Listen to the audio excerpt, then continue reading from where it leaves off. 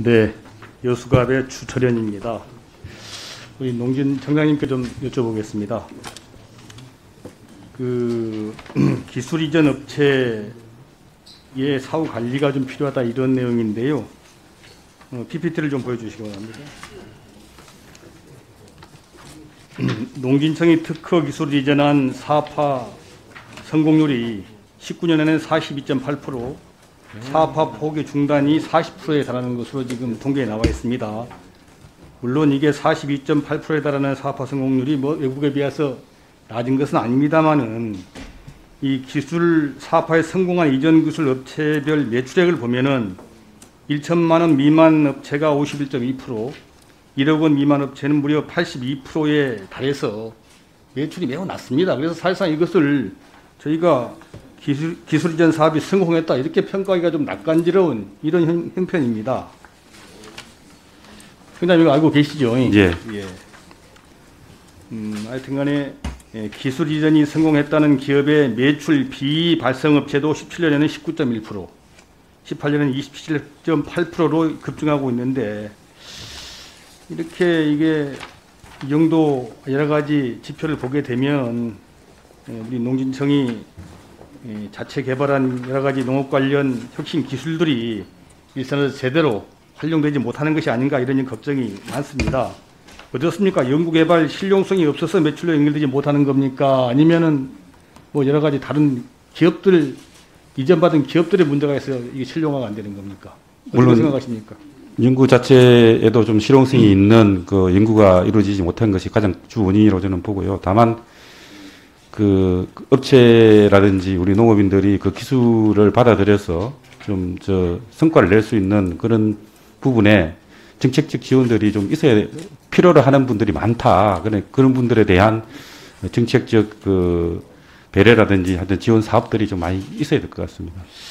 예, 제가 그래서 매출이 미발생한 업체들을 쭉 좀 분석을 해 봤습니다. 봤더니 그 미발생 업체들이 이전받은 기술들은 다양하더라고요. 뭐 쌀 머핀이나 크림꿀 제조라든지 또 인삼 복합 생약 추출물, 또 쌀을 이용한 식사 대용 선식 등 다양한 기술을 이전받았지만은 매출이 없는 사업화 성공하지 못하는 업체도 많았고, 또 반면에 굳지 않는 떡 제조 기술, 이것은 10개 업체에서 무려 이전을 받아갔는데 10개 업체가 하나도 매출이 없더라고요. 청정 수산 및 인삼엽 생산 기술은 5개 업체에서 이전받아 갔는데 매출이 발생하지 않았습니다. 그래서 법용성은 있는데 기술 자체가 문제가 있거나 아니면 이전받은 기업도 좀 문제라고 생각합니다. 현재는 무조건 그냥 기술이 신청만 하게 되면은 그 기술의 그 업체에 신청한 사람들의 자력이라든지 실제 그것을 실용할 수 있는 자력이 있는지 능력이 있는지 검증해 보지 않고 무조건 기술을 이전해주고 있지 않습니까? 이것이 좀 문제라고 좀 봅니다. 그래서 실용성 있고 또 법용성 있는 기술을 개발하는 것도 좋지만은 이 신청받은 기업들 무조건 뭐 이전하는데 급급해가지고 실적에 급급해서 아무에게나 기술을 넘기는 이것도 좀 검토가 돼야 된다 이렇게 생각하는데 동의하십니까? 네, 동의합니다. 예. 그래서 청장님께서도 동의하신 바와 마찬가지로 실용성과 법용성이 있는 연구개발 성과를 내는 것도 중요하고 또 사업화 지원 방향 사실 철저히 검증을 해서 가능 능력과 의지가 있는 분에게 기술 이전하는 것도 중요하다 이렇게 말씀을 드리고 싶습니다. 예.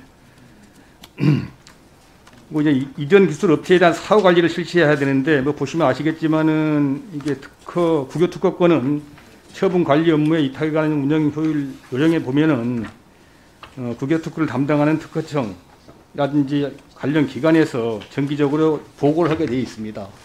근데 보니까 이게 농림청에는 또는 실용화 재단에는 이를 사후에 점검하고 관리하는 근거 규정 같은 게 없더라고요. 그래서 저는 내부적으로 근거 규정을 좀 마련해서 체계적인 관리가 돼야 된다고 생각하는데 우리 재단 이사님 동의하십니까? 예, 그렇게 보완 발전시키겠습니다. 예, 하여튼 형식적인 구호는 필요 없습니다. 현장에서 필요로 한 기술에 대한 실효적이 있는 수요 조사, 또 개발, 또 능력이 있고 의지 있는 이런 하여튼 신청 제한 이전이 필요한 건데 현재는 물론 이제 일부 예외가 있습니다만은 농진청에서 기술 개발을 끝낸 후에 이전할 기업을 찾는 이런 형식이 아마 주된 것 같아요.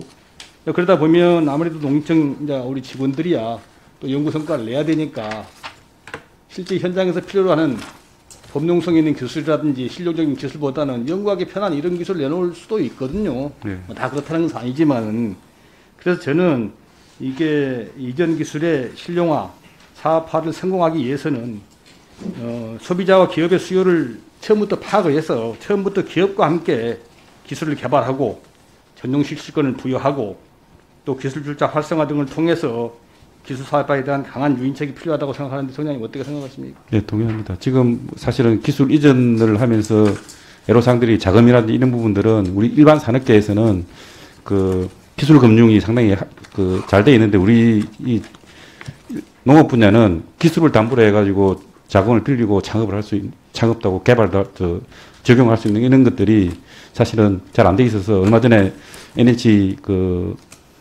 뱅크 사장하고 협의를 해서 이런 부분들을 활성화할 건가 부분에 대해서 한번 고민도 해봤습니다. 그래서 실용화 재단하고 같이 그런 부분들에 대해서 좀 더 의원 지적대로 어떻게 하면 개발된 기술들이 현장에서 직접적으로 수익을 낼 수 있는지 그런 부분들도 한번 챙겨보도록 하겠습니다. 그렇습니다. 네. 현장에서 기업들의 애로사항을 모니터링하는 실용화 재단이 기업하고 소비자의 니즈를 R&D에 반영할 수 있는 수요자 맞춤형 R&D 기반 구축이 필요하다 이렇게 생각을 하고요.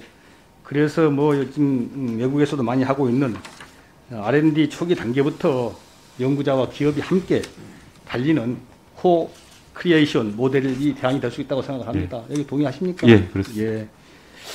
그래서 하여튼 간에 혁신적인 기술을 개발하되 또 기업들과 소비자에게 어필하는 필요로 하는 기술이 개발돼서 우리나라 농촌이 좀 혁신될 수 있었으면 좋겠습니다. 부탁 좀 드립니다. 예, 그렇게 하겠습니다. 예, 고맙습니다.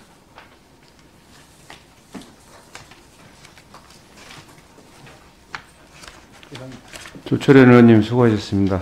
다음은 존경하는 강원 강릉시 권성동 의원님 질의 주시기 바랍니다.